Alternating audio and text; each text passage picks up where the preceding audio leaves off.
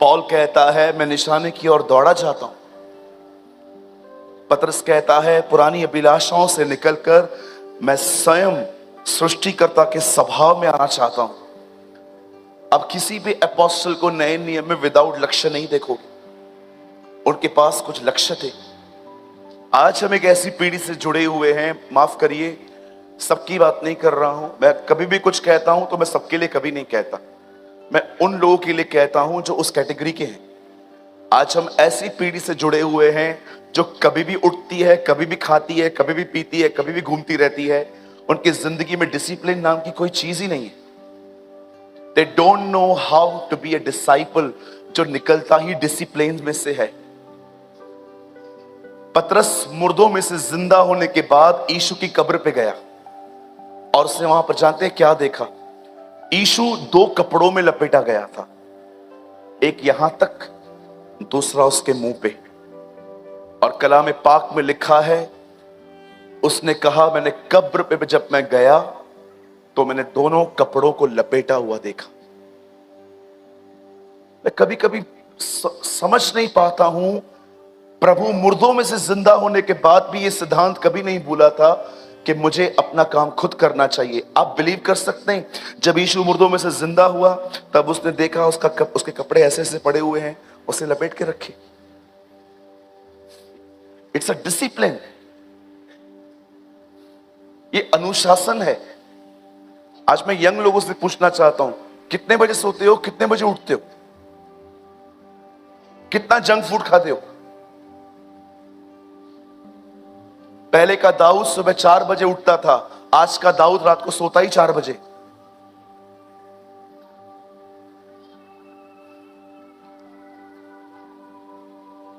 पहले का दाऊद रात को सुबह 4 बजे उठ के आराधना करता था, आज का दाऊद 4 बजे तक तो ऑनलाइन रहता है, ढूंढता रहता है सबको कि कौन है, कोई तो मिले, किससे तो बात करूं मैं। डिसिप्लिन भैया, डिसिप्लिन का मतलब क्या होता है? मैं जो करना चाहता हूं मैं वो नहीं करूंगा, जो सही है मैं वो करूंगा। इसे कहते हैं अनुशासन। मेरी जुबान वो नहीं कहेगी जो वो बोलना चाहती है, मेरी जुबान वो कहेगी जो सही है। मैं वो नहीं खाऊंगा जो सिर्फ मुझे अच्छा लगता है, मैं वो खाऊंगा जो मेरे बदन के लिए अच्छा है। मेरी आंखें वो नहीं देखेंगी जो वो देखना चाहती हैं, मैं अपनी आंखों को वही दिखाऊंगा जो ठीक है। इसे कहते हैं अनुशासन, जो बहुतों की जिंदगी में नहीं है। They don't have any kind of discipline in their lives. कभी भी उठना है, कभी भी बैठना है, कभी भी चलना है, 15 मिनट उधर रहना है, उधर रहना है, उधर रहना है। आपके लिए शायद पैसा आपके जेब में पड़ी हुई चीज होगी, मैं परमेश्वर की उपस्थिति में कहता हूं मेरे लिए पैसा समय है। मुंबई में कहावत है, टाइम इज अ मनी, समय पैसा है, बड़े ध्यान से खर्च करो। 2 दुआओं का उत्तर कभी नहीं आएगा, इसीलिए करना भी मत। अगर आप प्रभु से कहोगे ना मुझे बता तेरे आने का दिन कब है, मुझे डेट बता, वो आपको कभी नहीं बताएगा, क्योंकि उसको पता है ये आपके लिए बर्बादी का कारण बन जाएगा। अगर वो आपको कहे कि मैं 10 दिसंबर 2024 में आ रहा हूं, वो जानता है हमारा नेचर इतना करप्ट है कि हम सब पश्चाताप करेंगे 9 दिसंबर को। दूसरी चीज, कल क्या तारीख थी? हाँ, 17। आज क्या है? चलो प्रार्थना करके बताओ, खुदा से कहो कल का दिन मुझे वापस दे। सर्वशक्तिमान परमेश्वर भी आपको आपका बीता हुआ कल वापस नहीं लौटा सकता। Time is a money.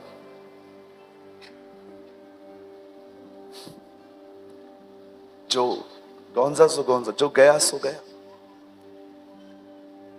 आपकी एज बढ़ सकती है, लेकिन बर्बाद किया हुआ समय कभी वापस नहीं आएगा। इसीलिए कलाम पाक कहता है ध्यान दो, निर्बुद्धियों की तरह नहीं परंतु बुद्धिमानों के अनुसार जिंदगी बिताओ, क्योंकि दिन बुरे हैं। आप बिलीव कर सकते हैं, मैं बिलीव करता हूं, क्योंकि ये प्रभु के वचन में आया है, 2022 से बेकार और वर्स्ट 2023 है। डेज आर इविल, दिन बुरे हैं। बहुत लोगों ने भविष्यवाणी की थी 2020 में, 2020 जबरदस्त होगा, ऑसम होगा, ये होगा। सब लॉकडाउन में घर बैठे थे। तीस आता है नॉनसेंस प्रोफेसीज। आदत है लोगों को 1 जनवरी को बहुत बहुत बड़बड़ करने की। खुदा ने कहा भी नहीं है और अपने मन की बातें कहते रहते। भैया 2020 देखना, ऐसा साल होगा, वैसा साल होगा। मैं मुंबई से हूं। जितना कोविड ने हमें डैमेज किया, किसी को नहीं किया। हमारे घर, हर घर में मौतें हुई हैं। मेरे घर पे डेथ हुई। सुना है कभी आपने ये slogan, little coffins are very heavy. छोटे ताबूत बहुत भारी होते हैं उठाने में। बहुत लोगों ने कहावत नहीं सुनी है आज तक, the little coffins are very heavy. छोटे कब्रें उठाना बहुत कठिन होता है। बच्चे मरे हम लोगों ने मुंबई में देखे, कैसे लाशें पड़ी थी, मैंने देखी। कैसे लोग सिलेंडर के लिए, ऑक्सीजन के लिए, बेड के लिए दर दर की ठोकरें खा रहे थे। मैं भी उनमें से एक था। परमेश्वर इब्राहिम पर प्रकट हुआ और परमेश्वर ने इब्राहिम से कहा, अपने घर को छोड़, अपने पिता के घर को छोड़ और वहां चला जा जो नगर मैं तुझे दूंगा। परमेश्वर का वचन कहता है इब्राहिम मूव हुआ। ही मूव्ड। और मूव होने के बाद बाइबल बताती है वो एक प्लेस पे पहुंचा। लेकिन इब्राहिम के साथ एक घटना हुई वहां। यहां देखिए, इब्राहिम के साथ एक घटना हुई वहां पर अकाल आ गया। आप जानते हो अकाल क्या करता है? जब पानी नहीं होता तब खेती नहीं होती। जब धूप नहीं होती तब खेती नहीं होती। कलाम पाक कहता है इब्राहिम के दिनों में अकाल हुआ। इसहाक के दिनों में भी हुआ, याकूब के दिनों में भी हुआ। आप पढ़ के देखिए। और जानते हो जब इब्राहिम को लगा कि यहां पर अकाल है, तब इब्राहिम भोजन के लिए मिस्र चला गया। परमेश्वर ने कहा था इसी जमीन पे रहना है, but the Bible says Ibrahim move हो गए। और जानते हो जब वो वहां पर मूव हो गया, उसने अपने लिए कितनी परीक्षाएं इकट्ठी की, आपको पता है? उसे झूठ बोलना पड़ा। उसे अपनी बीवी को बताना पड़ा कि यहां का राजा खूबसूरत औरतों को ले लेता है और उनके पतियों के कत्ल करवाता है। मैं तेरा पति हूं, ये मुझे मार देंगे, तू मुझे बचाना चाहती है, एक काम कर, उनको बोल तू मेरी बहन है। और आप जानते होंगे सारा ने अबीमेलेक से झूठ बोला कि मैं इसकी पत्नी नहीं, मैं इसकी बहन हूं, ताकि इब्राहिम का प्राण बचे। आप बिलीव कर सकते हैं इब्राहिम ने इतनी सीरियस गलतियां की थी अपने लाइफ में कि वो अपनी जिंदगी बचाने के लिए अपनी वाइफ को किसी और को देने के लिए तैयार हो चुका था। यही होता है उन लोगों के साथ जिनकी जिंदगी वचन से नहीं, वो क्या महसूस कर रहे हैं उसके हिसाब से चलती है। इसीलिए बाइबल बताती है शरीर से निकलो और आत्मा में जियो, क्योंकि जो आत्मा के अनुसार चलाए चलते हैं वही उसके पुत्र कहलाए जाते हैं। क्यों बाइबल बताती है शरीर का कोई काम खुदा को खुश नहीं कर सकता? इब्राहिम क्यों परीक्षा में आया? क्योंकि इब्राहिम ने वो किया जो उसे ठीक लगा। कलाम पाक कहता है अपनी समझ का सहारा मत लो। तुम क्या महसूस करते हो, तुम्हें उसके हिसाब से चलने की कोशिश नहीं करनी।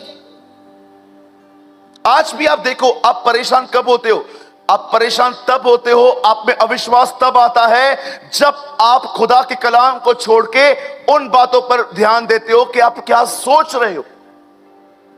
मुझे ऐसा लग रहा है, मुझे ऐसा लग रहा है, मुझे ऐसा लग रहा है, मुझे ऐसा लग रहा है। सारा दिन लोग यही बात बोलते, मुझे ऐसा लग रहा है, मुझे लगा आप नहीं हो, मुझे लगा।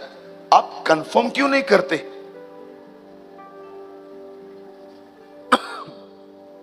एक स्टेटमेंट है जो बचपन से जिसको बहुत ज्यादा महत्व मिला है, स्पेशली इन इंडिया, जो दिल करे वो करो। दिल कर रहा है मैं नीचे उतरूं, सबको चमाटिल मारूं, तो दिल की मानो। दिल कर रहा है कि यहां से किसी के ऊपर ये फेंक दूं, तो दिल की मानो। दिल कहता है बैंक लूटूं, दिल की मानो। बाइबल बताती है दिल तो सबसे अधिक धोखा देने वाली वस्तु है। यू मस्ट अंडरस्टैंड, आपकी फीलिंग्स आपकी दुश्मन है। इसीलिए कलाम पाक कहता है शरीर के कामों को उतारो और आत्मा में जियो। आपने देखा प्रभु यीशु मसीह पवित्र आत्मा के प्रति कितना सेंसिटिव था। वो क्रूस पे था। रोमी मरते हुए एक व्यक्ति पर थोड़ी दया करके उसे एक कॉटन में थोड़ा सा जूफा पिला देते हैं, थोड़ा सा सिरका पिला देते हैं ताकि उसे नशे में नींद आ जाए। जैसे यीशु क्रूस पे था, एक स्पंज लिया गया, उसको सिरके में डुबो दिया गया, और जब वो उसे दे ही रहे थे, यीशु क्रूस पे था और पवित्र आत्मा ने उसे कहा मत लेना। क्यों? तुझे 7 वाणियां कहनी है यहां पर। और जैसे उसे 7 वचन बोल के कंप्लीट किए, उसके बाद उसे दोबारा दिया गया और पवित्र आत्मा ने उसे कहा अब तू ले सकता है, और उसने लिया। He was very sensitive। वो जानता था। इब्राहिम ने वहां पर जाकर एक बहुत बड़ी गलती की। और आप जानते हो जब अबीमेलेक को पता चला कि ये औरत जिसका नाम सारा है, ये इसकी बहन नहीं, ये इसकी बीवी है, तब उसने इब्राहिम को बड़ी फटकार लगाई कि तूने क्या किया, इतना बड़ा पाप तूने मुझसे करवाया। और उसने इब्राहिम को कहा तू मेरे देश से निकल, और न केवल निकल, मैं तुझे कुछ गिफ्ट्स भी देता हूं, वो लेके निकल। उन गिफ्ट्स में लिखा गया है बहुत सारी चीजें, और दास और दासियां भी थी। उन्हीं दासियों में एक हाजिरा उसके पास आ गई। कहिए अपने पास वाले से, जब भी दुनिया में जाओगे कुछ ऐसा लाओगे जो तुम्हारे गले की हड्डी बनेगा। Oh my God. आपने देखा है कभी कभी लोग दुनिया में जाते हैं, ऐसी ऐसी चीजें लेके आते हैं, गले की हड्डियां बन जाती हैं वो चीजें। मेरे कलीसिया में एक भाई हैं, किसी अमीर व्यक्ति के साथ उसकी बड़ी दोस्ती है, अभी नहीं है। वो अमीर व्यक्ति उसे एक दिन अपने घर ले गया। उसका घर देखकर ये थोड़ा चकरा गया। उसके अंदर एक जुनून आ गया कि मैं भी ऐसे घर लूंगा। मेरे पास आए, मैंने उनको कहा आपके पास अमाउंट है? बोला नहीं अमाउंट तो नहीं है, लेकिन आजकल लोन बहुत इजीली मिल जाता है, मैं सोच रहा हूं मैं ले लूं, फिर जॉब से चुकाता रहूंगा। मैंने कहा तेरी जॉब परमानेंट है? बोला नहीं परमानेंट नहीं है, लेकिन 4-5 साल से तो मैं हूं ना, कोई मुझे निकाल थोड़ी रहा है। मैंने उससे कहा अपने ऐश और आराम के लिए कर्जा लेना एक बहुत बड़ी मूर्खता है। तू ले सकता है, लेकिन मैं तेरे इस काम में सहमत नहीं हूं। उस व्यक्ति ने फ्लैट लिया। 6 दिनों के बाद उसकी नौकरी चली गई। कभी खुश नहीं दिखाया मुझे आज तक, हमेशा अपसेट रहता है। यहां से लेगा, वहां से लेगा, ब्याज पे लेगा, वहां से लेगा, और बस भरता रहेगा। ऐसी जिंदगी किस काम की जिसमें इतना बड़ा फ्लैट हो पर मन में सुकून ना हो। कई लोग पढ़ाई के लिए बाहर जाते हैं, अब्रॉड जाते हैं, कनाडा, यूके, अमेरिका, कर्जा लेके जाते हैं। और मैंने देखा है वहां पर जाके फिर पढ़ाई छूट जाती है, फिर नौकरियां करते कर्जा उतारने के लिए। आप इसलिए गए थे? शरीर में चलने वाला व्यक्ति सदैव मूर्खतापूर्ण चुनाव करता है। कई बार मैंने देखा, कई बार, कभी कभी मेरे चर्च के लोग, उनको पता है कि पास्टर यहां वहां की बात नहीं सुनेगा, लेकिन अगर हम कहेंगे ना प्रभु ने कहा है, तो वो बड़े ध्यान से सुनता है। तो they use the name of the lord sometime. कभी कभी आएंगे और मुझे कहेंगे, ब्रदर क्या हम ये करें, हमें खुदा ने कहा है। मुझे उनकी आइडिया अच्छी लगती है, पर मैं कई बार उनको कहता हूं, प्रभु से कहो मुझे भी कहे। मेरे चर्च में एक लड़के को एक लड़की पसंद आई, डिसेंट है वो, डायरेक्ट अप्रोच करने वाला, मतलब मूर्ख नहीं है वो। आपने देखा होगा ना, आजकल लड़के लड़कियां एक दूसरे को डायरेक्ट आई लव यू बोलते हैं, शादी करेगा क्या मेरे साथ, ये करने के बाद सीधा पास्टर के पास जाते, पास्टर जी हम अटक गए हैं, शादी करवा दो। वो ऐसों में नहीं है। खुदा का शुक्र है ऐसे लोगों के लिए जो अपने कस्टम्स को पहचानते हैं।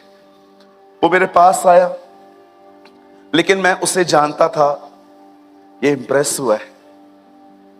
मैंने उससे कहा क्या हुआ, वो लड़की देख रहे हो, हाँ वो मुझे बहुत पसंद आई है। मैंने कहा ओके, अभी क्या करना है। मेरे को ड्रीम आया है, मैंने दर्शन देखा है, मैंने सपना देखा है। मैंने सपने में देखा कि वो जो है व्हाइट गाउन में है, मैं ब्लैक पैंट में हूं। यहां देखिए, कहो अपने बाजू वाले को, बोलो ये प्रपोज करने के नए तरीके। हाँ, इसको कहते हैं आत्मिक तौर से प्रपोज करना। आजकल बहुत सारे लड़के आएंगे, लड़के नहीं एक्चुअली ये लफंगे हैं, आपको आके कहेंगे मैंने दर्शन देखा। क्या दर्शन देखा? मैंने दर्शन देखा कि आप और मैं ना, हमारी शादी हो रही। मेरे भाई, तेरे को और कोई दर्शन नहीं आता?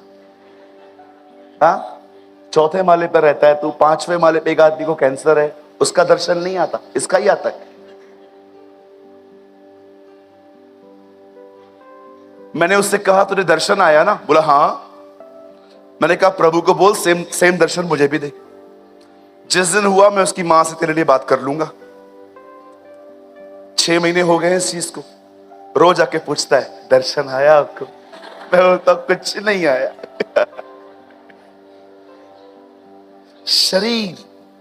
शरीर में चलना, फ्लैश में चलना। इब्राहिम ने एक बहुत बड़ी गलती क्या की, लेकिन यह गलती इसहाक ने नहीं की। इसहाक के समय में भी अकाल आया, लेकिन लिखा है उससे बंजर जमीन में जोता बोया और 100 गुना फल पाया। इब्राहिम वहां से मुंह हो गया, लेकिन इसहाक नहीं हुआ, इसहाक वहीं खड़ा रहा। बहुत बार आपकी जिंदगी में आपके जो निर्णय होते हैं ना, वो इस आधार पे होते हैं कि क्या आप फील कर रहे हो। और इब्राहिम वापस आया, और आप जानते हो आगे की स्टोरी क्या हुई। उसे हाजिरा से इंटीमेसी की और वहां से एक बच्चा पैदा हुआ, Ishmael.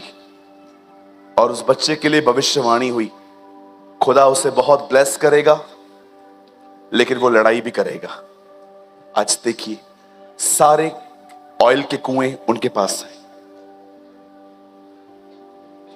Do you know, the Bible says, परमेश्वर के वचन में लिखा है, एक सबसे खतरनाक चीज जो मनुष्य में है वो ये है कि वो क्या महसूस करता है, वो उसके हिसाब से चल रहा है। आप जानते हो कलाम पाक में लिखा गया है, आज से बहुत साल पहले एक स्वर्गदूत एक व्यक्ति के पास आता है जो अपने आने वाले बेटे या बेटी के लिए दुआएं कर रहा था, पर उससे कुछ हो नहीं रहा था। एक दिन प्रभु का एक स्वर्गदूत आके कहता है, हे जकरिया तू डर मत, तुझे एक बेटा पैदा होगा, उसकी सेवकाई होगी कि वो इज़राइल के लोगों को खुदा की तरफ फेर देगा। वो कभी ड्रिंक नहीं करेगा, वो कभी बाल नहीं कटवाएगा, ही विल बी अ नाजीर, वो नाजीर कहलाया जाएगा। और सारी बातें कहने के बाद जकरिया कहता है, हाउ कैन आई बिलीव, मैं तो बूढ़ा हूं। अब आप सोच सकते हो ब्रदर, बात तो सच है ना, बूढ़ा व्यक्ति तो है। क्या जकरिया इब्राहिम को नहीं जानता था कि उससे भी बुढ़ापे में बच्चा पैदा हुआ? आप जानते हो अविश्वास कहां से पैदा हुआ? जब परमेश्वर के वचन को छोड़कर स्वयं पर देखा गया, वहां से अविश्वास आया। सदैव अविश्वास तब पैदा होता है जब लोग अपनी जिंदगी में परमेश्वर के वचन को साइड करके अपने आप को देखते हैं। उसने देखा मैं बूढ़ा हूं, पर उसने प्रतिज्ञा नहीं देखी, और उसने कहा मैं कैसे मान लूं, मैं तो बूढ़ा हूं। नकारात्मक बोलने वाले लोग इतने खतरनाक होते हैं कि कभी कभी परमेश्वर को उन्हें गूंगा करना पड़ता है। आपको पता है, ये रहा 100%, आप बोलते हो कैसा हुआ, 10% खत्म, हो ही नहीं सकता। 30% खत्म, कभी नहीं हो सकता। 50% खत्म। जब हम खुदा के पास जाएंगे, हमें वहां जाके पता चलेगा कि परमेश्वर हमारे द्वारा और हमारे लिए कितना कुछ करना चाहता था, लेकिन हमने नकारात्मक बोल बोल के उसकी कितनी सारी योजनाओं को खत्म कर दिया। मैं आपसे पूछना चाहता हूं, क्यों आप जो महसूस करते हो वो बोलते हो? आप जानते हो बुद्धिमान व्यक्ति की सबसे अच्छी साइन क्या होती है? वो कभी भी बात करने में जल्दबाजी नहीं करता। वो बड़ा तोल मोल के बातों को बोलता है। आपने यीशु को देखा, पिलातुस के सामने खड़ा था, पिलातुस को हक मिला था उसे मारने का, और यीशु उसके सामने खड़ा था। उसे कहता है क्या तू राजा है? Are you a king of Jews? यीशु चुप था। उसके बाद बोलता है बता, तुझे मारने और छोड़ने का हक मुझे मिला है। तब यीशु उसको कहता है तुझे ऊपर से न मिलता तो तू कुछ नहीं कर पाता। आपने देखा जीसस ज्यादा बात क्यों नहीं कर रहा था उसके सामने? यीशु जानता था उसकी बातों में है ना सामर्थ होती है। अगर यीशु ज्यादा बोलेगा ना, इसका मन है ना बदल जाएगा, ये इसको छोड़ देगा। He knows। इसलिए वो चुप था ताकि परमेश्वर की योजना पूरी हो, मैं मरूं। वो जानता था कि उसकी बातों में से ऐसी सामर्थ और ऐसा अनुग्रह बहता था कि अगर वो ज्यादा बोलता ना कि मैं कौन हूं, वो बताता ना मैं हूं कौन, तो पिलातुस उसको छोड़ देता, कोई और फिर मारता उसे। लेकिन यीशु चुप था, शांत था।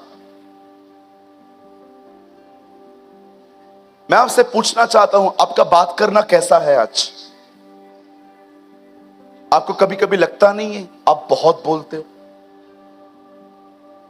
कभी कभी आपको लगता नहीं है 2 शब्दों में काम हो सकता था, क्यों 100 शब्द? मैं आपको उदाहरण दिखाऊं। राज, बैठो बैठो, वहीं पर बैठो, मुझसे ये मांगो। चश्मा चाहिए आपको? हाँ हाँ, रुको ना, मैं देता हूं। बस बस बैठो बैठो बैठो, ये ले लो। ओके ठीक है, मैंने दिया उसको, फिर से मांगो।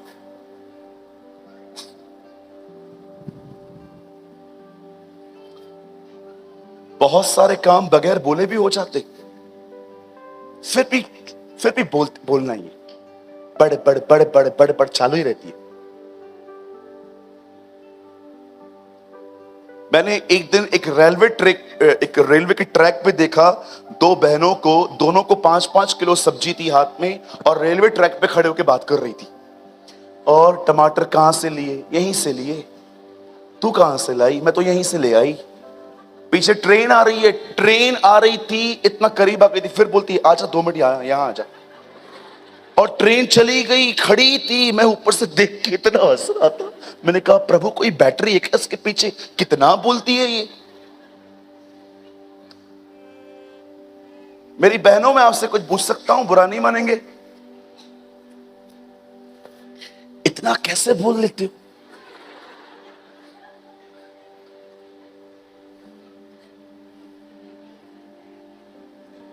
क्या बोलते हो आप लोग, मेरे को समझ में नहीं आता।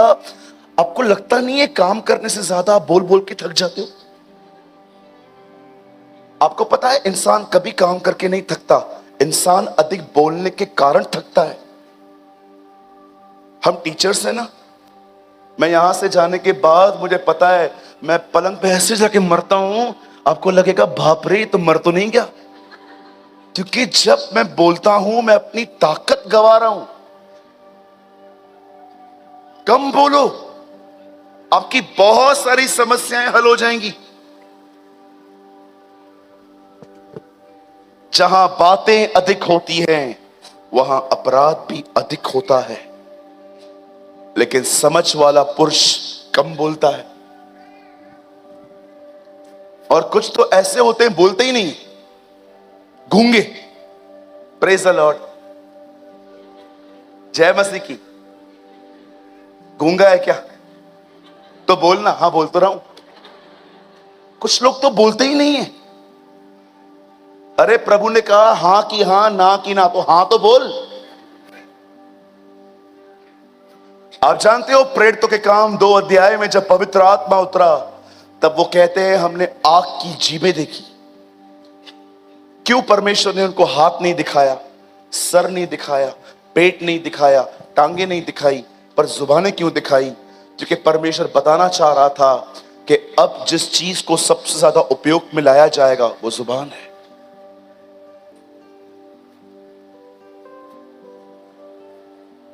बोलो पास वाले को थोड़ा कम बोलो, मैं समझ जाऊंगा। मैंने अपने कलीसिया में एक बहन को गवाही दी, गवाही बोलने के लिए कही। उन्होंने कहा 12 बजे मैं उठी, नहाई, घर से खाना बनाया, जब निकल रही थी मेरा पैर मुड़ गया, रिक्शा पकड़ी, यहां आई। मैंने सोच रहा था प्रभु ये गवाही कब चालू करेगी। 15 मिनट उसने बताया वो कहां कहां से आई। 15 मिनट के बाद उसने बताया कि काम की बात की। मुझे लास्ट में पता चला अब मुझे गवाही कैसे देनी चाहिए ये भी सिखाना चाहिए। कुछ लोग है ना छोटी सी 2 मिनट की बात को इतना लंबा खींचेंगे। और कभी कभी कुछ लोग तो ऐसे हैं, उनको बोलो स्टेज पे दुआ करने के लिए, स्वर्गीय पिता मैं यीशु के नाम से तेरे पास आता हूं, खुदावन तेरे कलाम उत्पत्ति में ये लिखा है, निर्गमन में ये लिखा है, लेवी व्यवस्था में ये लिखा है, व्यवस्था में ये लिखा है, गिनती में ये लिखा है। मैं समझ जाता हूं इसको प्रचार करने का मौका नहीं मिलता, इसके लिए प्रार्थना नहीं करता है। बोलो अपने बाजू वाले को, बोलो स्टेज पर छोटी दुआ होती है, लंबी दुआएं कमरों में।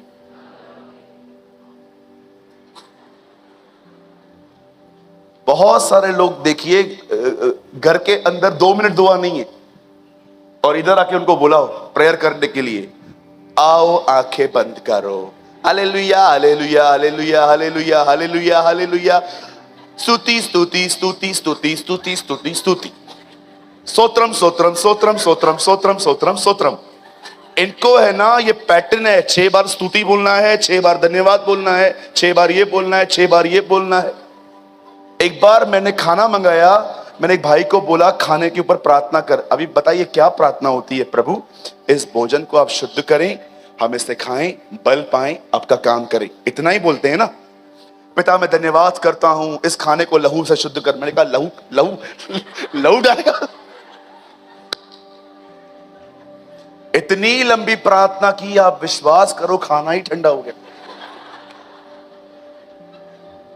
मुझे इतनी भूख लगी थी, मैंने नेक्स्ट टाइम पता है क्या किया? जब मैंने उस भाई को बुलाया मैंने कहा वेट, पिता मैं प्रार्थना करता हूं यीशु के नाम में, धन्यवाद। मैंने कहा खा।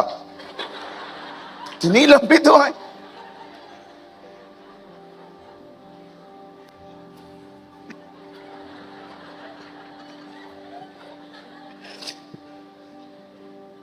ओ पिता, हे पिता, हाय पिता, अरे पिता, अरे पिता।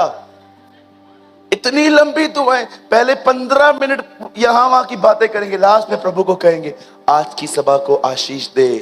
परमेश्वर कहेगा अरे थोड़े में बोलना, मैं समझदार व्यक्ति हूं। कहां से शुरू करते हो? 40 साल जंगलों में घूमते रहते हो। बोलो, स्टेज पे लंबी लंबी दुआएं नहीं चलती।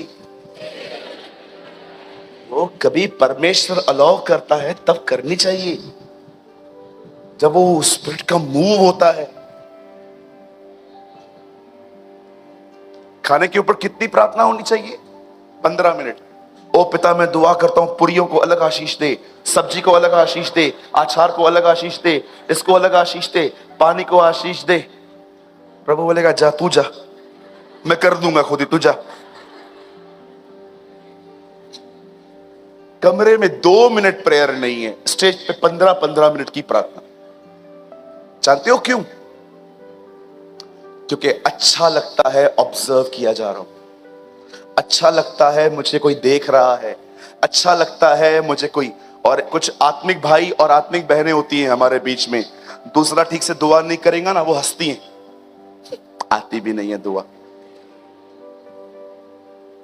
मैंने इनका एक नाम रखा है, मैं इनको कहता हूं प्रथम क्रमांक के पाखंडी, फर्स्ट क्लास हिपोक्रेट्स, जो कुछ नहीं करते खुद और दूसरों के कामों में से नुक्स निकालते। आपने देखा होगा कुछ लोग कुछ भी नहीं करते, सिर्फ फरीसियों की तरह बैठे रहेंगे ये देखने के लिए आप क्या गलत कर रहे हो। कितने पास्टर्स हैं यहां पर, हाथ मत उठाइए कि आप दुआ करते हैं। आप जानते हैं मैं हर रविवार को अपने घर से निकलते समय एक दुआ करता हूं, Lord show me the wolf. मुझे कलीसिया में भेड़िया कहां बैठा है दिखा। Yes, I pray. और मैं कोई प्रेम से नहीं, बड़ी कठोरता से व्यवहार करता हूं उनसे।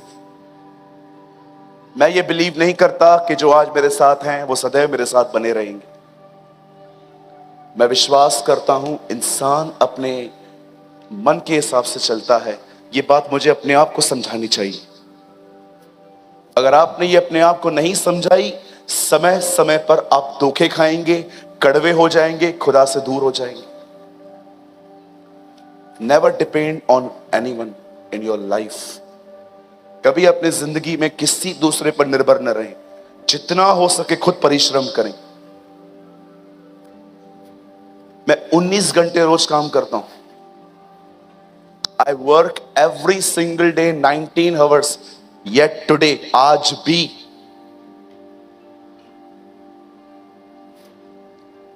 कल भी मैं लेट सोया, जल्दी उठा।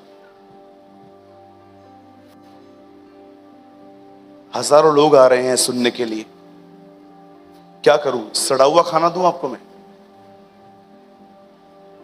एक पास्टर एक मां की तरह होना चाहिए। पहले वो खुदा से लेगा, उसे पचाएगा, उसके बाद वो अपने बच्चों को दूध देगा। That's called a pastor.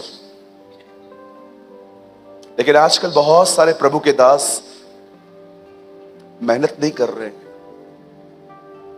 वही वही बातें बताते रहते। क्यों? क्योंकि सब काम तुम्हें करने की आदत है। प्रचार भी मैं करूंगा, आराधना भी मैं करूंगा, अंतिम आशीष भी मैं दूंगा, पहली प्रेयर भी मैं करूंगा। मैंने कितने लोगों को देखा है समय से पहले मर जाते हैं वो, क्योंकि उन्होंने अपने बदन से इतना काम लिया जितना उन्हें नहीं लेना चाहिए था। इसीलिए कलाम पाक कहता है अपने धरोहर की रक्षा कर। यीशु बोट में सोया था, वो जानता था सोना भी जरूरी है। आप जानते हो अविश्वास कब पैदा हुआ? जब खुद को देखा गया, जब अपनी भावनाओं पर विश्वास किया गया। इब्राहिम को लगा यहां पर अकाल है, इब्राहिम को यह याद क्यों नहीं आया कि यहीं पर तो खुदा ने खड़े रहने के लिए कहा था। जकरिया कहता है मैं बूढ़ा हूं, लेकिन उसने यह नहीं देखा कि बूढ़े इब्राहिम को भी परमेश्वर ने इसहाक दिया था। मैं क्या फील कर रहा हूं, मैं क्या महसूस कर रहा हूं, मैं उस पर ध्यान न दूं। मैं ये दुआएं करता हूं हर दिन। इसीलिए पौल कहता है शरीर में चलने वाला व्यक्ति कभी परमेश्वर को प्रसन्न नहीं कर सकता। शरीर में चलने वाले के व्यक्ति का मतलब होता है वो जो महसूस करता है वैसा करता है। ऐसा व्यक्ति कभी खुदा को खुश नहीं कर सकता। उसके बाद वो कहता है जो आत्मा से चलाए चलते हैं वही उसके पुत्र कहलाए जाते हैं।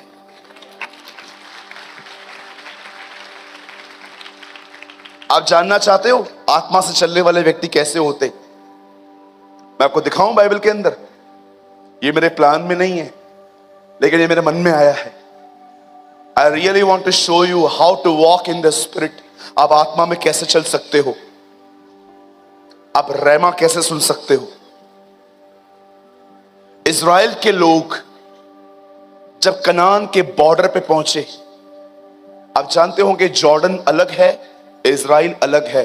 अगर आज भी आप इज़राइल जाएंगे यर्दन तक आपको अलग वीजा लगेगा, इज़राइल के जाने के लिए अलग वीजा लगेगा आपको।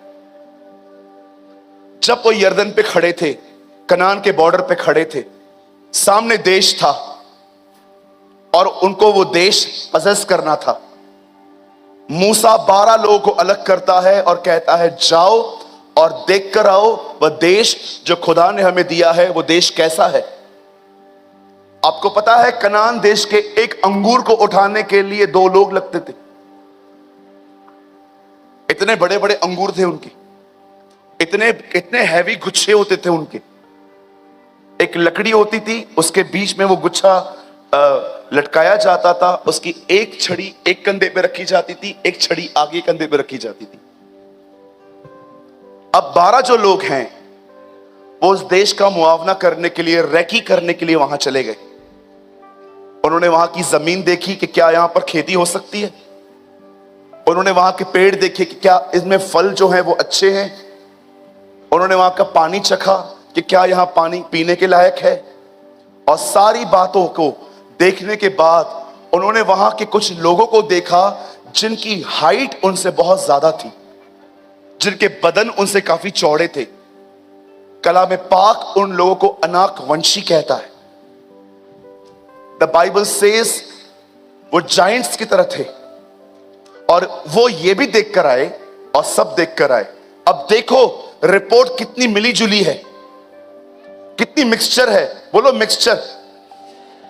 इसे हिंदी में कहते हैं मिश्रण। मिश्रण। आप जानते हो खुदा को मिश्रण पसंद नहीं है। या ठंडा हो या गर्म हो जा, तू भले और बुरे के ज्ञान के वृक्ष में से मत खाना। मिक्सचर। पुरानी दाखरस नई मशकों में नहीं भरते। मिक्सचर। गॉड डजंट लाइक कि हम मिक्सचर हो। देखा होगा ना आपने, कुछ लोग बहुत दुनिया में रहेंगे कभी और कुछ लोग खुदा के साथ। और बहुत सारे बोलो डेढ़ शाणी। Do you know the meaning of डेढ़ शाणा? हमारा मुंबई का वर्ड है ये। डेढ़ शाणे को इंग्लिश में कहते हैं ओवर स्मार्ट। एक होते हैं स्मार्ट, एक होते हैं ओवर स्मार्ट। लड़की आएगी सामने, फोन आया भी नहीं फिर भी बताएंगे फोन आया और ऐसी बात करते रहेंगे। हाँ, या या या या या okay okay okay okay okay. और लड़की देखती है अंग्रेजी बोल रहा है।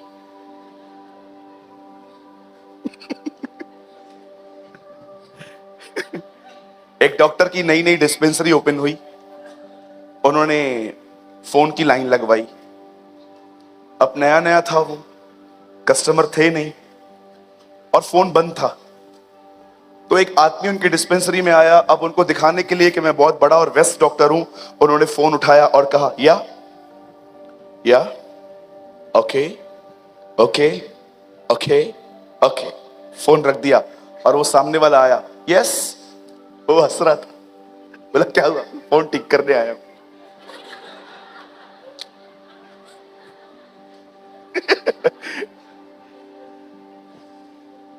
कभी कभी लड़कों को देखते हो आप, गाड़ी ठीक से चलाएंगे लेकिन अचानक सिग्नल पे बाजू में लड़की आके खड़ी हो जाए, फिर गाड़ी देखो,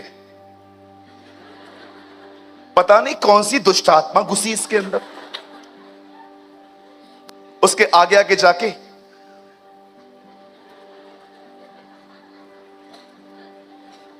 पागल सा। आपको पता है सांप कैसे चलता है? यीशु ने फरीसियों को क्या कहा? इस सांप के बच्चों, सांप कैसे चलता है? लेकिन जब वो बिल में जाता है ना, सीधा हो जाता है। कुछ विश्वासी बिल्कुल वैसे ही है। सोमवार के दिन, मंगलवार के दिन पिक्चर, बुधवार के दिन लड़की, गुरुवार के दिन लॉटरी, फ्राइडे के दिन लफड़ा, सैटरडे के दिन पॉर्न वीडियो, लेकिन संडे को सीधे जय मसीह की।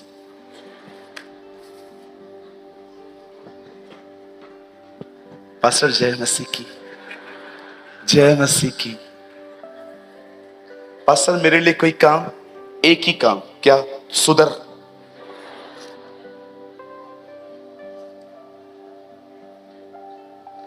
भैया मिमिक्री कितनी अच्छी कर लेते हैं आप, मुंबई से ना।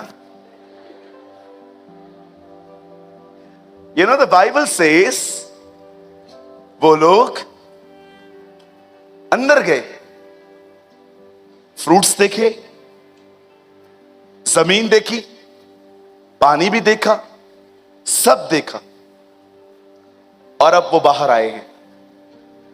10 लोग कहते हैं देश तो बड़ा अच्छा है, वहां की उपज भी बड़ी प्यारी है, सच में उस देश में दूध और मधु की धाराएं बहती हैं। लेकिन एक बात याद रखो, हम उस देश में कभी नहीं जा सकते। क्यों? क्योंकि हमने देखा कि उस देश के अंदर बहुत बड़े बड़े अनाक वंशी राज्य करते हैं, और हम तो उनके सामने टिड्डियों की तरह हैं।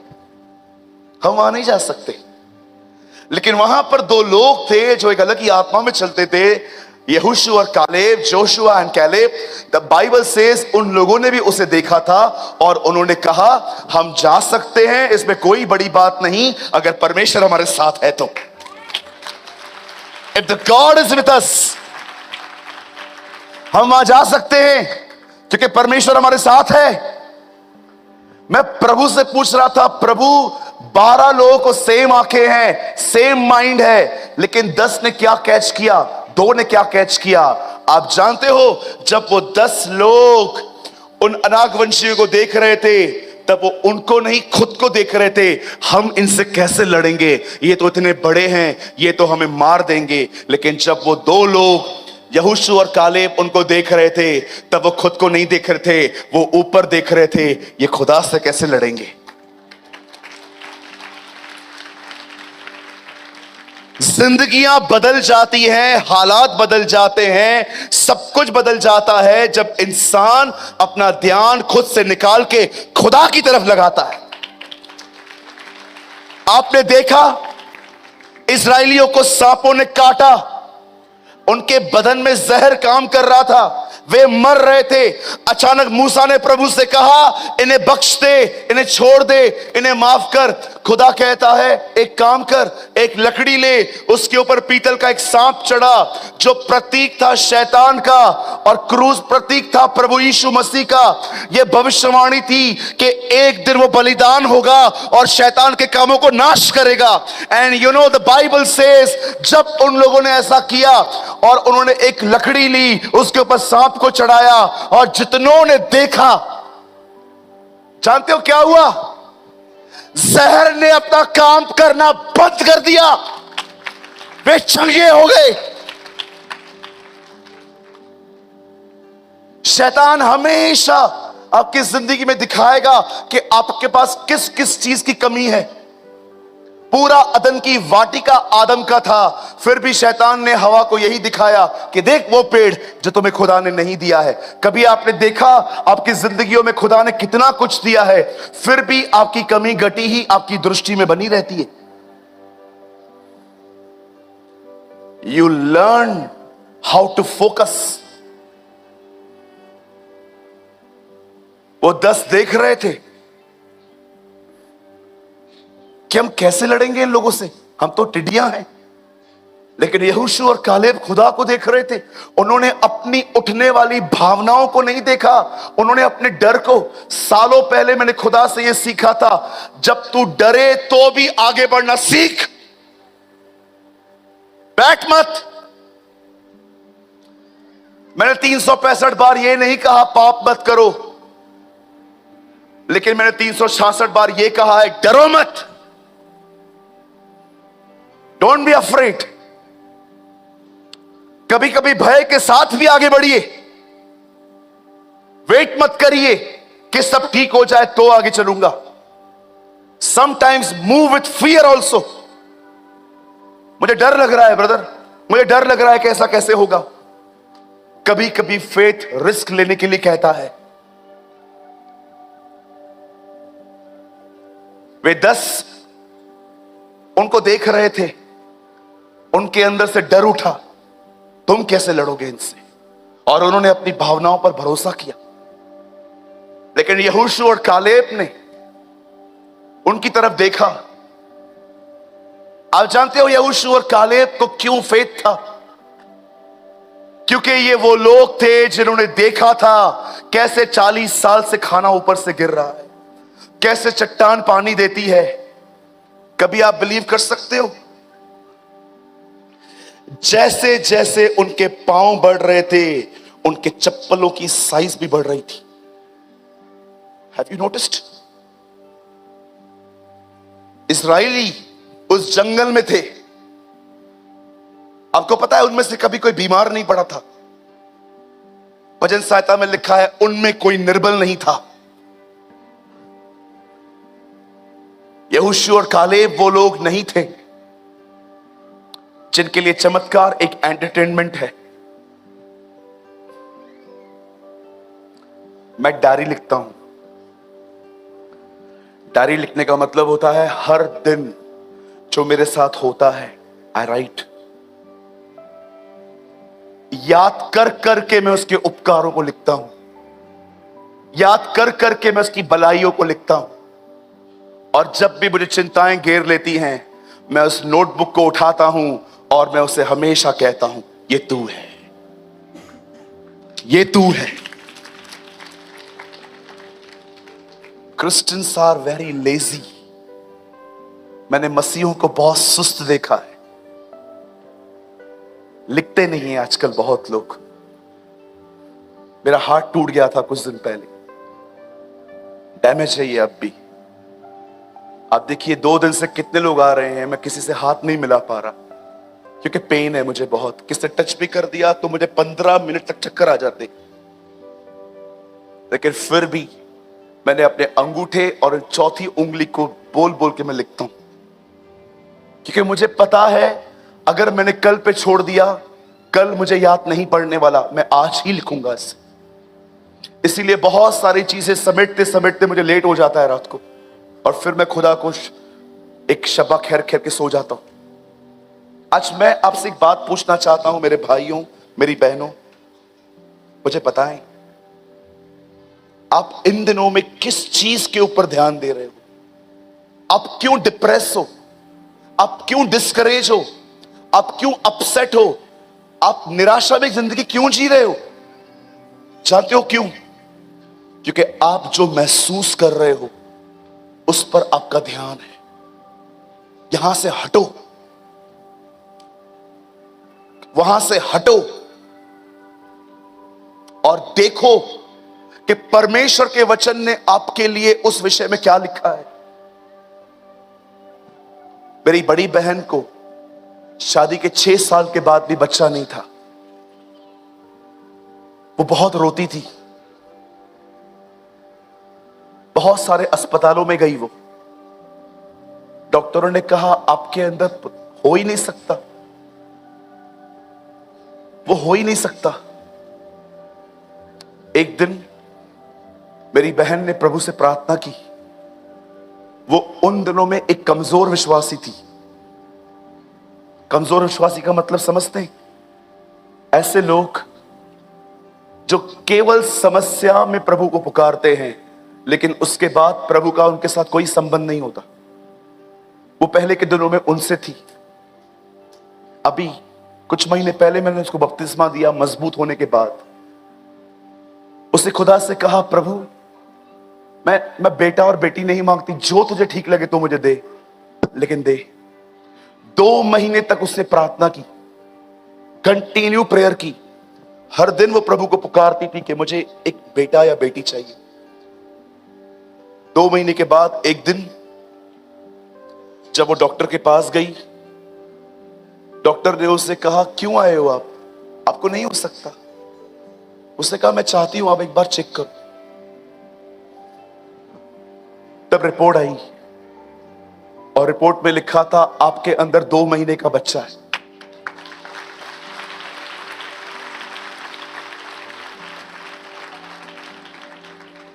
आज मुझे 13 या 14 साल का एक नेफ्यू है। मेरे भाइयों, मेरी बहनों, जिंदगियां बदल जाती हैं जब लोग अपना ध्यान स्वयं से हटा के खुदावन के कलाम पे लगाते। जिंदगियां बदल जाती हैं, हालात बदल जाते हैं, सब कुछ बदल जाता है जब लोग सारी चीजों को इग्नोर करके खुदा की तरफ देखना शुरू करते। आप जानते हैं, यीशु के पास एक संदेश आया, बस मैं 2 मिनट में खत्म कर दूंगा।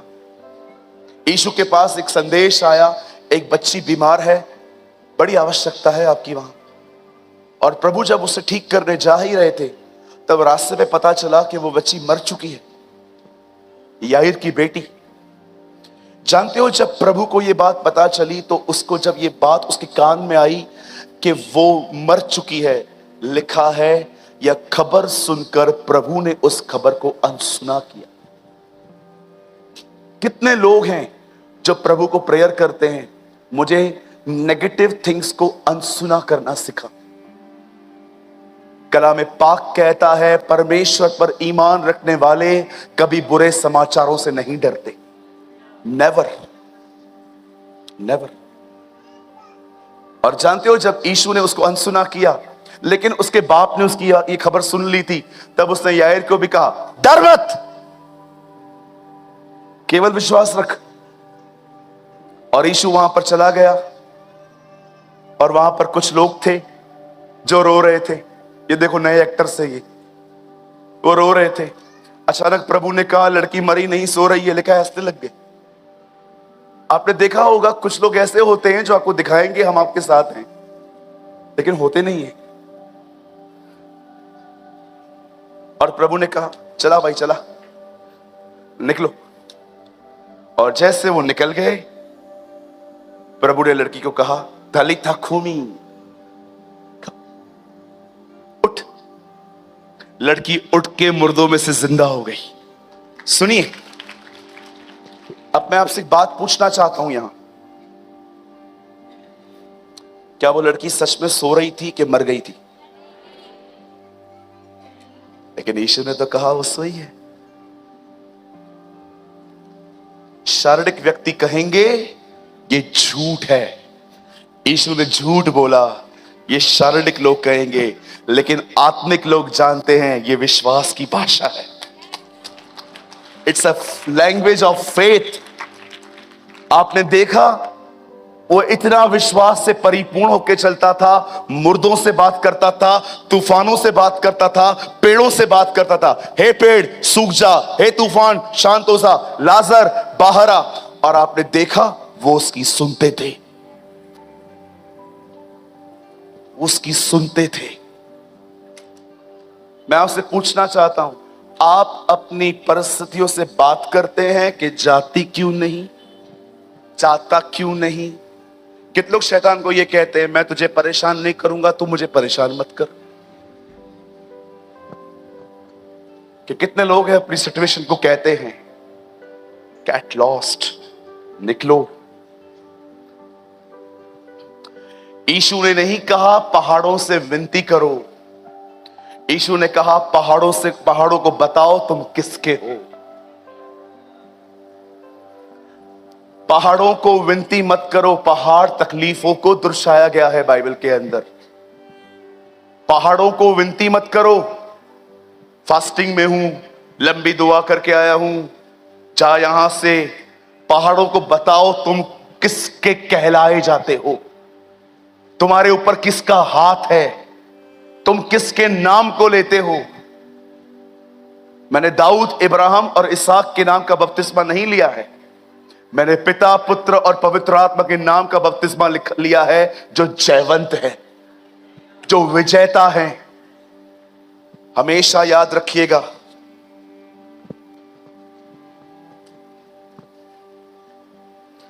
उत्पत्ति की किताब बताती है सांप जीत गया। यस। और प्रकाशित वाक्य की किताब बताती है मेमना जीता है।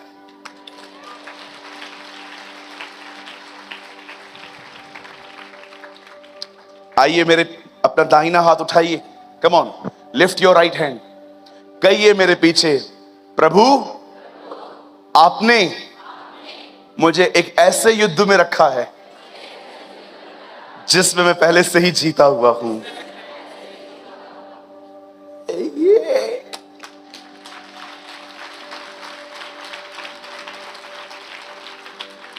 खुदा ने हमें ऐसे युद्ध में रखा है जिसमें हम पहले से ही जीते हुए हैं। हम विजेताओं से बढ़कर हैं। आइए मेरे पीछे कहिए, मैं विजेताओं से बढ़कर हूं। मेरे पीछे कहिए, मैं अपने उत्तम दिनों को देखने वाला हूं। मेरे पीछे कहिए, मैं आने वाले दिनों में पवित्र आत्मा से परिपूर्ण होने वाला हूं। मैं अपने पूरे परिवार को आने वाले दिनों में कलीसिया में देखूंगा। खुदा मुझे हर बुरी आदत से छुड़ा लेगा। मैं अपने वंश का उद्धार देखूंगा। मेरे अंदर यीशु का स्वभाव पाया जाएगा। मेरे विरुद्ध जितने हथियार बनेंगे वे सब नाश होंगे। न तो बल से न शक्ति से, परंतु प्रभु की आत्मा के द्वारा ये हो जाएगा।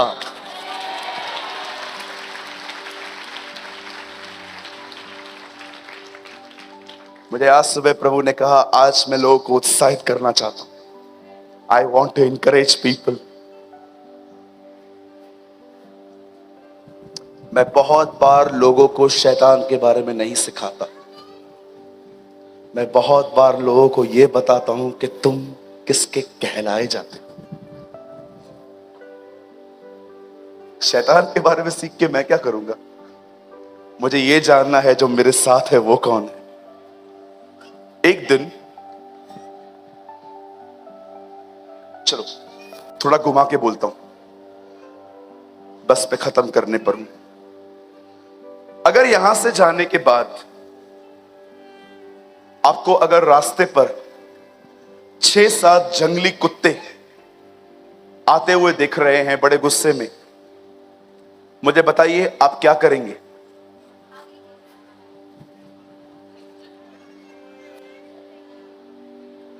क्या करेंगे? मैं दुआ करूंगा, प्रभु। हाँ, आपको पता है मैं क्या करूंगा? इसी हॉल में वापस भाग के आऊंगा, क्योंकि मैं जानता हूं मैं नहीं लड़ सकता, फाड़ देंगे मुझे। लेकिन सोचो, अगर आपके हाथ में एक डोर है और उससे कोई बंधा हुआ है, एक बहुत बड़ा शेर, दिखा होगा ना आपने, कुछ शेर होते हैं इतने बाल होते हैं, लॉयंस कहा जाता है उन्हें। अगर वो आपके हाथ में है और सामने से शेर कुत्ते आ रहे हैं, आप डरोगे? क्यों? क्योंकि कौन है मेरे साथ? शेर है। मैं सदैव कहता हूं, इन कुत्तों से, दुष्ट आत्माओं से डरने की कभी जरूरत नहीं है। यहूदा का शेर हमारे अंदर रहता है।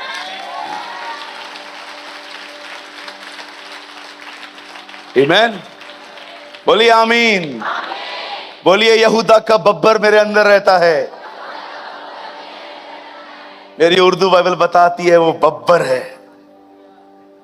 याद रखिए, कलीसिया के लिए वो भेड़ है, वध होने के लिए, शैतान को मारने के लिए वो शेर है। He is a lion of the tribe of Judah. वो यहूदा का शेर है। मेरे भाइयों, मेरी बहनों, अविश्वास सदैव तब पैदा हुआ जब वचन को छोड़ के खुद को देखा गया। अविश्वास तब पैदा हुआ जब परमेश्वर से हटकर हम क्या सोच रहे हैं और महसूस कर रहे हैं उस पर ध्यान दिया गया। और जानते हो विश्वास कब शुरू हुआ? जब सारी बातों को हटा के उसके वचन को देखा गया कि वो कौन है। इसीलिए पौल अपनी जिंदगी की आखिरी बात तीमुथियुस को लिखता है, मैंने अपने विश्वास की रखवाली की है। I fought a good fight. I kept my faith. मैंने अच्छी कुश्ती लड़ी है पौल, तीमुथी, और ये कुश्ती कोई और नहीं, विश्वास की थी। आप सोचो, उसे बदनाम किया गया, उसे मारा गया, उसे पीटा गया। खुदा में आने से पहले वो बड़ा अच्छी जिंदगी जी रहा था, लेकिन जब से वो प्रभु में आया उसके जिंदगी में तकलीफें आई। हर दिन वो लड़ता था अपने आप से और वो अपने आप को समझाता था कि नहीं, मैं सही जगह पर हूं।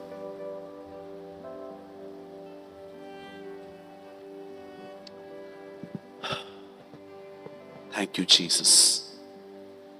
तो कितने लोग आज से ये निर्णय ले रहे हैं कि जो मैं महसूस कर रहा हूं मैं उस पर नहीं, मैं परमेश्वर के वचन पर ध्यान दूंगा।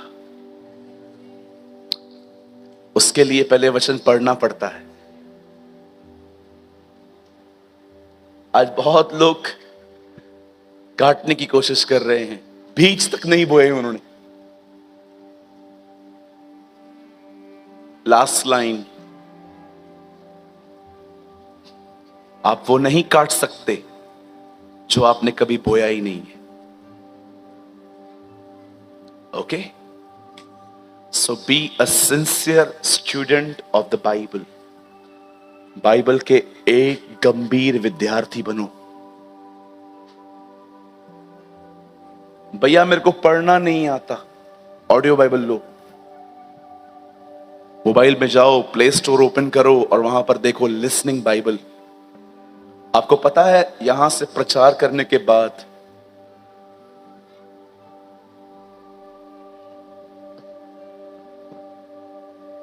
इस तरह बैठने की ताकत भी नहीं होती मुझ में। ऐसे बैठा हो जाऊं ना, किसी चेयर पे बैठ जाऊं, बदन है ना ऐसे सन्नाटा होता है अंदर, सन्नाटा। बस सोचता हूं जल्दी रूम में पहुंचूं, मुंह धो लूं, फ्रेश हो जाऊं और कम से कम आधा पौना घंटा बस लेट जाऊं और कुछ नहीं चाहिए। फोन, मैसेज, मेल कोई नहीं चाहिए, कुछ भी नहीं चाहिए, सब दूर करो मुझसे।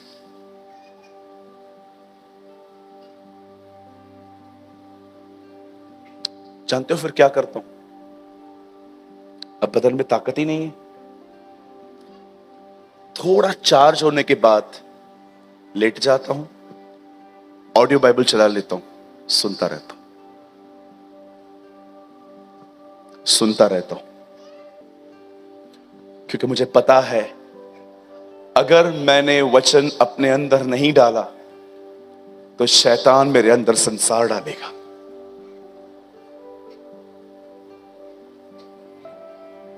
Life is the not series of choices.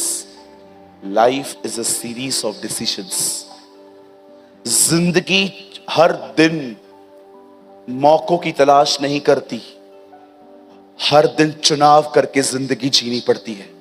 हमारे हर एक वीडियोस का यह पर्पस होता है कि आप हर एक वीडियो से कुछ ना कुछ सीखें। और आपने इस चैनल पे आपने सूरज मिरवानी सर की वीडियोस को देखा, जिनका एक ऑफिशियल चैनल है जीसस इज लाइफ, आपने कभी न कभी जरूर देखा होगा। उनके चैनल पर जो परमेश्वर के प्रति, जो परमेश्वर के वचन होते हैं वे बताए जाते हैं, बहुत ही गहराई के साथ बताए जाते हैं और उनका हर वचन 1 से 1.5 घंटे का होता है। तो मैं भी उनकी वीडियोस को वॉच करता हूँ, देखता हूँ और उनकी वीडियोस से मैं सीखता हूँ। और जब मैं उनकी वीडियोस को देखता हूं तो मुझे बहुत इंपॉर्टेंट मैसेजेस भी देखने को मिलते हैं, जो कि उन प्रीचेस के बीच में या फिर कहीं बीच में देखने को मिल जाते हैं। तो मैंने सोचा कि उनके वीडियोस से जो इम्पोर्टेंट मैसेजेस हैं मैं आपके साथ शेयर करूं, जो कि 20 मिनट 30 मिनट के होंगे। मैं उनकी 1.5 घंटे 1 घंटे की वीडियोस में से 20 से 30 मिनट की जो इम्पोर्टेंट मैसेज वाली सीरीज है मैं आपके साथ शेयर करता हूं। तो आई होप आपको ये सीरीज अच्छे लगते होंगे, आप इनसे कुछ ना कुछ सीखते होंगे। मैं नहीं कहता कि सूरज पंडवानी सर के 1.5 घंटे की वीडियोस में केवल 20 से 30 मिनट ही इंपॉर्टेंट मैसेज होता है। मैं केवल इतना कहना चाहता हूं कि उनका हर एक वर्ड जो परमेश्वर की ओर से होता है बहुत इंपॉर्टेंट है और हमारे जीवन में रोल प्ले करता है। लेकिन हम उन बहुत ही सारे के सारे पॉइंट्स इंपॉर्टेंट है, बट उनसे भी ज्यादा इंपॉर्टेंट जो पॉइंट होता है मैं आपके साथ शेयर करता हूं और आप इस चैनल पे उन वीडियोस को देखते हो। आप चाहो तो मेरे चैनल पे जाकर काफी सारे वीडियोस देख सकते हो जो कि सूरज पंडवानी सर के मैसेजेस हैं, जो परमपिता परमेश्वर के वचन हैं, आपको वहां पर देखने को मिल जाएंगे और बहुत ही गहराई के साथ सूरज पंडवानी सर ने आपके साथ शेयर किया है। मेरी आशा है कि आप ये वीडियोस देखकर ब्लेस होते होंगे, क्योंकि इन वीडियोस पर इस चैनल पर काफी कुछ कमेंट्स आते हैं जिसमें कुछ लोग कहते हैं, ज्यादा नहीं कहते, बस 1-2 लोग का मैसेज मुझे ऐसा देखने को मिला, वो ऐसा कमेंट करते हैं कि दूसरे के मैसेजेस को कॉपी क्यों करते हो और अपने चैनल पे अपलोड करके उसे अपना बनाते हो, अपना कहते हो। तो मेरा उनको केवल यही रिप्लाई है, क्योंकि परमपिता परमेश्वर का वचन सभी के लिए है और हमारा काम है परमपिता परमेश्वर के वचनों का प्रसार करना और लोगों तक पहुंचाना, चाहे वो किसी के भी द्वारा कहे गए हो, चाहे वो किसी के द्वारा प्रचार किए गए हो। लेकिन हमें केवल इतना करना है कि हमें उन वचनों को, परमपिता परमेश्वर के जो वचन है उन्हें लोगों तक पहुंचाना। हमारा केवल यही उद्देश्य है कि परमपिता परमेश्वर का वचनों का किसी न किसी तरीके से प्रचार होना चाहिए, वो चाहे हम खुद प्रचार करें या फिर कोई भी प्रचार करे। अगर हम उन प्रचार को लोगों तक पहुंचा रहे हैं तो इसमें कोई भी गलत बात नहीं है, इसमें कोई भी बुरी बात नहीं है। हमारा काम है केवल परमपिता परमेश्वर के वचनों का प्रसार करना, उन परमपिता परमेश्वर का कार्य करना और इसके अतिरिक्त हमें कुछ नहीं सोचना। और जितने लोग ऐसा सोचते हैं, मेरे हिसाब से, मेरे अनुभव के हिसाब से, मैं जैसा मैंने समझा है उसके हिसाब से ये वचन देखने नहीं आते और ये वचन देखकर भी इन्हें कोई फायदा नहीं होने वाला, क्योंकि उन्हें इन बातों में दिलचस्पी है कि कौन किसका क्या कॉपी कर रहा है, कौन कैसे काम कर रहा है, कौन वचन बता रहा है, कौन वचन नहीं बता रहा है। केवल उन्हें इन्हीं बातों से मतलब है। उन्हें इस बात से मतलब नहीं है कि वचन उन तक पहुंचा, उनको इस बात से मतलब है कि वचन किसके द्वारा पहुंचा। वचन से उनको मतलब नहीं है कि वचन हमारे पास आया, वचन क्या है क्या नहीं है, क्या सिखाता है, उनसे उसको कोई मतलब नहीं है। लेकिन उनको इस बात से पूरा मतलब है कि वचन किसके द्वारा आया है, कौन कर रहा है, कैसे आया है, उनको इससे मतलब है। क्या आया है, वचन में क्या आया है, उनसे उनको मतलब ही नहीं है। तो ऐसे लोगों को मैं केवल यही रिप्लाई देना चाहूंगा कि वो इन बातों पर ध्यान ना दें। अगर आप तक परमेश्वर के वीडियोस पहुंचते हैं, ज्ञान के वीडियोस पहुंचते हैं, तो आप उन्हें देखें, उनसे ज्ञान प्राप्त करें और परमेश्वर के ज्ञान में बढ़े और इसके अतिरिक्त वो कुछ ना करें। लेकिन अगर वो इससे ज्यादा कुछ करते हैं तो परमेश्वर के लिए यह ग्रहण करने के योग्य नहीं होगा और वो वीडियो देखेंगे, आधा घंटा 1 घंटा जो भी समय देंगे, उनका समय देना व्यर्थ हो जाएगा। वचन कहता है कि हम जो करें पूरे मन से करें। फरीसियों को यीशु मसीह ने सीधे सीधे कह दिया कि ये लोग तो केवल फालतू के टाइम वेस्ट करते हैं, परमपिता परमेश्वर की आराधना उपासना करते हैं जो कि व्यर्थ है। मजाक करते हैं ये लोग, इन लोग की आराधना प्रार्थना मैं स्वीकार नहीं करूंगा, क्योंकि इनके मन मुझसे दूर हैं। ये आते तो मेरे पास हैं, लेकिन इनका मन, इनकी सोच, इनका जो हृदय है वो मुझसे दूर है। और परमपिता परमेश्वर ने कहा मन से दीन बनो, मन के शुद्ध बनो। मन हर जगह परमपिता परमेश्वर ने मन को प्राथमिकता दी है। और जब यीशु मसीह ने कह दिया कि फरीसियों के मन उनसे दूर है, तो वो कैसे परमेश्वर के पास हो सकते हैं, कैसे वो यीशु मसीह के नजदीक हो सकते हैं। इसलिए अगर हमें परमपिता परमेश्वर की उपस्थिति में चलना है, परमपिता परमेश्वर के कार्य को करना है, तो हमें इन बातों पर ध्यान नहीं देना, कौन क्या कर रहा है, कैसे कर रहा है, क्या कर रहा है, इस बात पे ध्यान नहीं देना। हमें इस बात पे ध्यान देना है कि वचन क्या है, वचन क्यों है, वचन कैसे है, मेरे जीवन में वचन कैसे लागू होगा। अगर ये वचन मेरे पास पहुंचा है तो मैं इन वचनों पर कैसे चल सकता हूँ, और अगर मैं नहीं चल सकता तो क्यों नहीं चल सकता। फिर जाकर इन सभी रीजंस को दूर करो, और जब रीजंस दूर हो जाएंगे तो फिर आप परमपिता परमेश्वर के वचन में ऑटोमेटिकली ही ग्रोथ करोगे, ऑटोमेटिकली ही बढ़ते जाओगे, और इसमें कोई भी गलत बात नहीं है। सो आई होप आपने इस वीडियो के शेयर किए जाने के पर्पस को आपने समझा होगा। तो आज के वीडियो को हम यहीं तक रखते हैं, मिलते हैं नेक्स्ट वीडियो में आप सभी को। जय मसीह की, प्रेज़ द लॉर्ड।